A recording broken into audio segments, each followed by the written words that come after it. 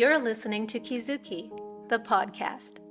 I'm Mae Yoshikawa, and I define the Japanese concept of Kizuki as the following. Kizuki 1. A moment of epiphany, an aha of realization or insight which opens the knower to a new dimension of truth that was formerly unknown. 2. Steps in an incremental growth of awareness, resulting in a movement from ignorance to greater awareness of the bigger picture. A kind of knowing that cannot be undone, that cannot be unrealized. As a longtime yoga and meditation practitioner, a world traveler, and curious self-explorer, I'm obsessed with Kizukis. Listen on each week for inspiring and enlightening stories that may just tip you over for your next aha. On this week's episode, Male Chauvinism.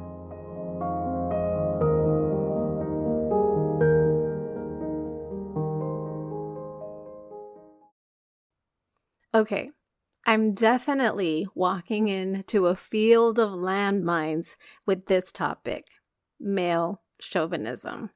I mean, pretty much everyone's gonna have an opinion about it, unless you're numbing yourself and avoiding it because it's too hot a topic for you.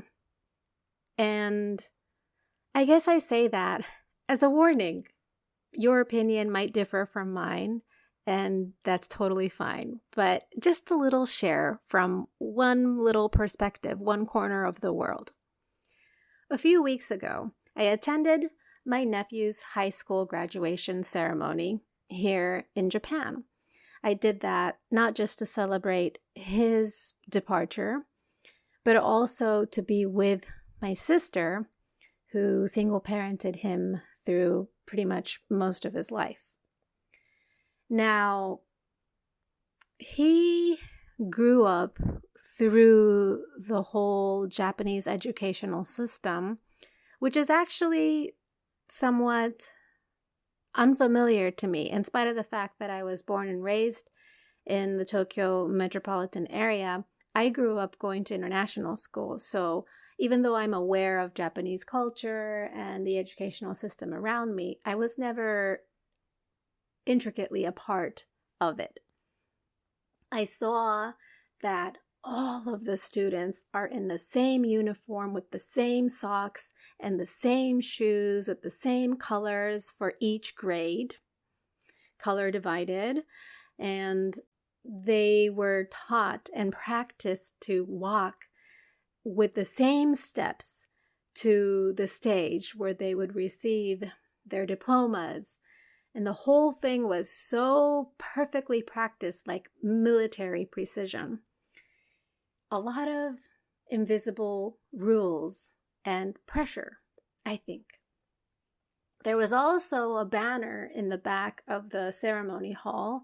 It was actually the gymnasium that they had carpeted and prepared for the graduation ceremony.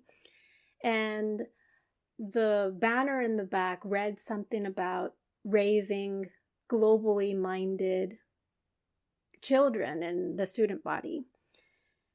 There was one main chair for the principal and the podium from which he would speak, and then maybe 4 chairs to either side of the center chair for the other head teachers and faculty staff members that were also part of this graduation ceremony. Now, pretty early on during this ceremony, I noticed that they were all male. Older, male, gray-haired, suited, pretty old school Japanese traditional kind of feel. Of the back 7 or 8 chairs of the head faculty members, there was only one middle-aged woman. And then I looked around and also noticed that the other teachers who were classroom teachers, homeroom teachers that were not sitting on the stage, but sitting along the side aisles of the other areas of the gymnasium, they were more female than male. I noticed that there was a clear divisiveness, a gender bias, and a hierarchy between the male-female dynamic. Interesting, I thought. And I knew within my own heart that I was somewhat triggered because, wait, it says on the big banner back there that they're raising globally minded children, yet they are embodying and modeling a social structure that's so highly biased. I mean, excuse me, but this is so typically Japanese.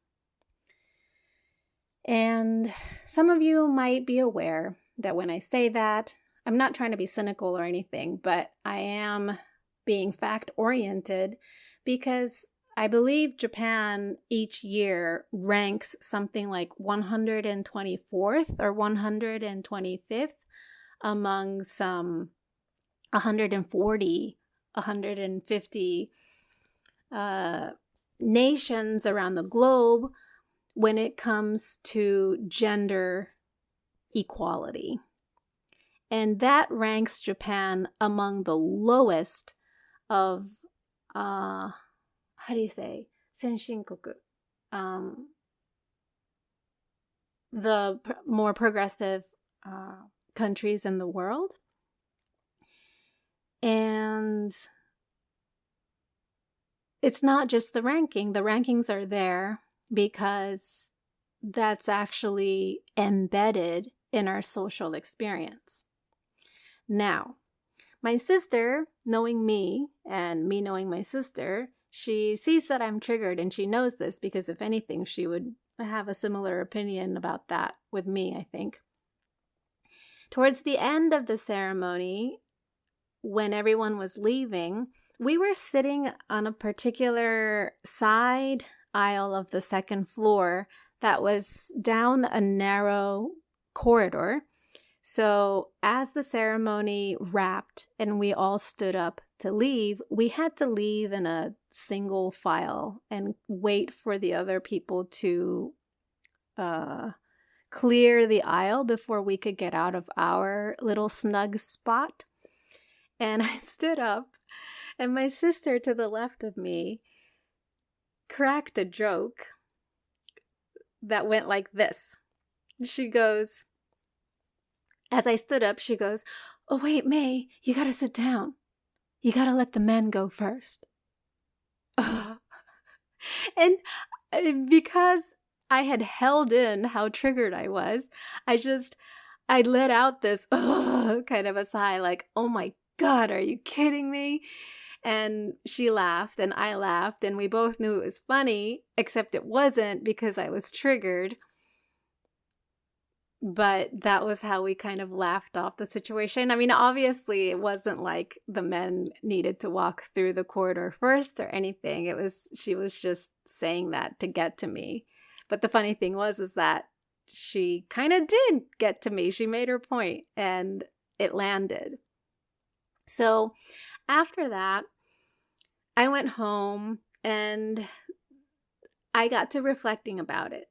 You know, I'm a long-time yoga practitioner and a meditator, and I'm in a habit of when something triggers me so apparently, instead of keeping the thing as a trigger point in my heart, I am in a habit of at least inquiring, the self-inquiry to say, why was I so triggered? What beliefs and thoughts do I harbor in my heart that makes that situation or occasion so difficult to take for me? So that week, I did a lot of soul searching and reflecting about all of my discomfort around male chauvinism. And I wasn't kidding when I said that this one might press some buttons for you too, because I mean, come on, we all, regardless of whether you're in Japan or other parts of the world, in one way or another, we're all exposed to chauvinism in our modern day world to different degrees and different ways. But it's just part of the web of our modern day culture.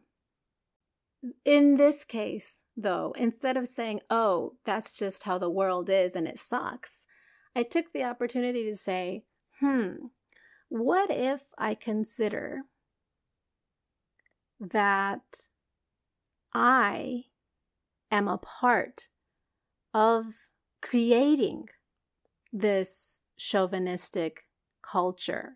And that's not at all to say that I want to condone it or that I want to enable it or promote it in any way. But how have I bought into it without perhaps my intending to? And I got to thinking about, what about all the ways that women have maybe in some ways taken advantage of this male-female disparity?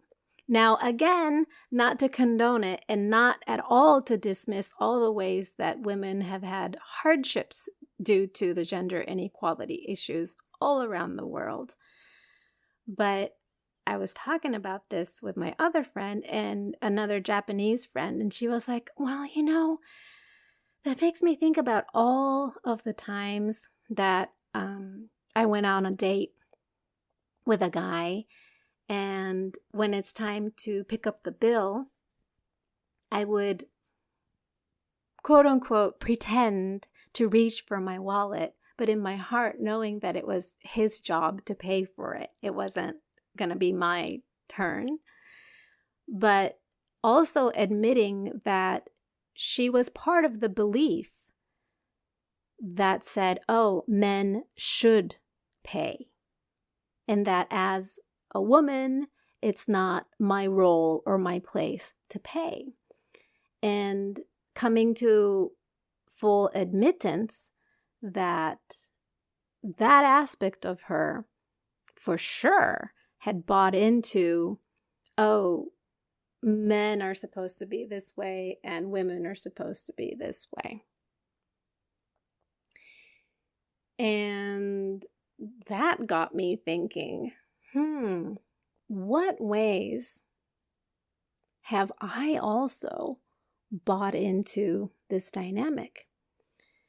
And as little as they may be, I remembered all of the moments where maybe my hands were full and I was on the elevator or something, and I wished that some guy would hold the door for me so that I can go through. Or maybe my bag was too heavy and I wished that some man would help me with my bags.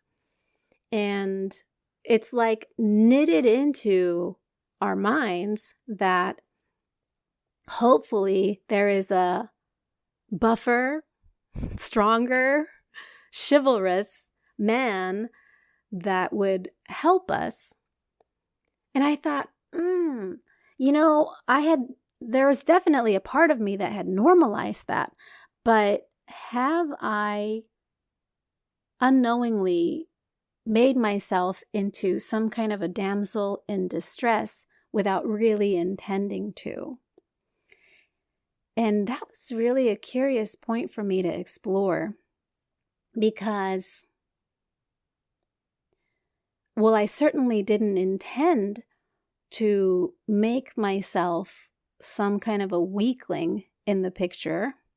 If anything, I enjoy being a strong and decisive woman. But it's also true that there have been many times in my life that I don't know if I'm comfortable saying that I've taken advantage of, but there's definitely times that I think I've utilized the role of a woman versus the role of a man. And I didn't really intend to put them in a box. It just seemed to be the norm of our culture, and I had unintentionally bought into it. And I thought, that's really strange for how triggered I am that I was already so much a part of it. And I thought, well, when did all of this begin for me? And I looked back, flipped through the memories in my mind and in my history all the way to my teenage years, my childhood years, for as long as I can remember, because I think it's safe to say that I grew up in a chauvinistic household, in a chauvinistic age, in one of the most chauvinistic countries of modern day society, because my mom worked 2 jobs and was always a busy person, and my dad always wrapped up his workday at 5:30 sharp. He was always home first, but he wasn't standing in the kitchen doing any of the cooking. It was always my mom or my grandma that was cooking, serving, cleaning, shopping, folding the laundry, putting the food out on the table, serving the beers and the liquor for Grandpa and Pops. And that was just the norm. Even as a child, I remember it not feeling right. It felt uncomfortable. There was a clear disparity and an offness in the sense that I got, but I didn't have a voice for it. I didn't have words to explain what I was feeling. It just felt off.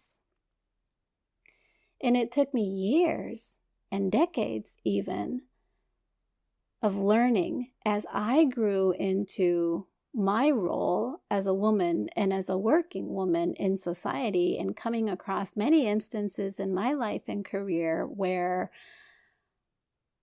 I was expected to remain quiet. Maybe because I was a woman and I was the only woman at the conference table, or because I was younger and a woman. And all of the times that I was scarred from these experiences in Japanese society. Not that I want to diss all of that, but to admit and to voice the fact that there was definitely a little bit of scarring that went on there.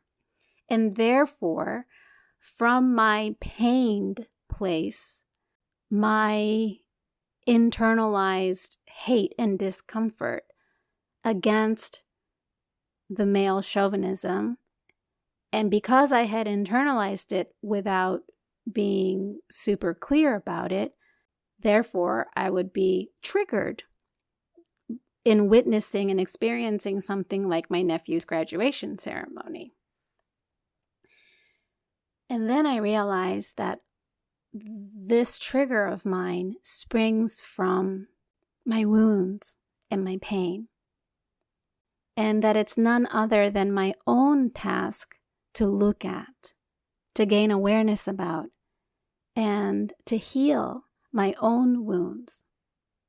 Again, that's not to condone all of the chauvinism that goes on in the external world, but to tend to my unhealed historical wounds, like since my childhood, of that offness that I felt. And then I put myself in the shoes of men for just a second. Why might they feel entitled against women? Where is that coming from? And I went so far as to imagine that maybe as men or young boys, they were taught over and over again not to cry because you're supposed to be tough, to be stronger and louder, and to be the breadwinner, and to be the boss, and to suck it up and be tough because you're a boy or you're a man. And oh, how that lack of compassion and acceptance could very well scar them too. And I imagine that, if you're so scarred that way, maybe one of the natural responses to that would be to act entitled, to act chauvinistic. Not to make that right in any way, but maybe to shed a little perspective on the fact that our distorted disparity and inequality in the world, they're not just conjured up from thin air. They come from generations of wounding from an unaware, incompassionate upbringing. And it doesn't help if we keep pointing our fingers at each other and saying, oh, that's wrong, that's a wrong world. Of course, we need to call out what's not right. And if we could just keep a little bit of breathing space to notice and to hold in compassion the wounds and the pain from which this ignorance springs from. And maybe that way we could begin to come to a larger balance and create a new kind of respect, a new kind of peace.